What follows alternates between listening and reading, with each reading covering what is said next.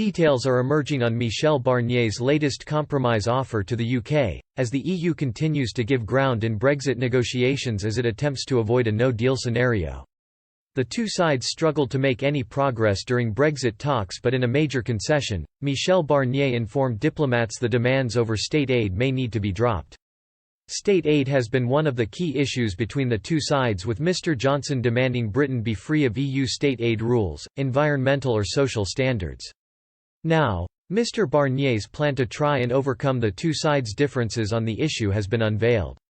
Instead of tying the UK into EU regulations and rules, Mr Barnier will present a hybrid model using an arbitration board to determine each individual case.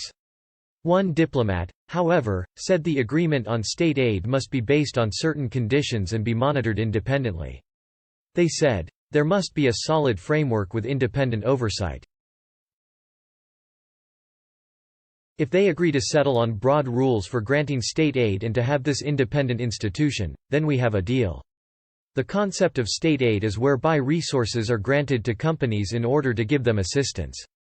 EU officials have demanded an agreement on the concept in order to stop the UK from undercutting businesses to become a more attractive destination for organisations. Although the EU may drop demands on the issue, one diplomat insisted there must be guarantees from the UK on state aid if trade to the bloc is to be maintained.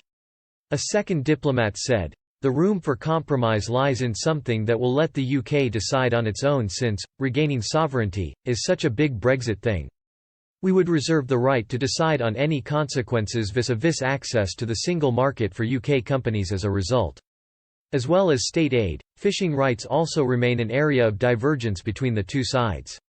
The EU wants an agreement similar to what is currently in place. The UK, however, wants to break away from the Common Fisheries Policy (CFP).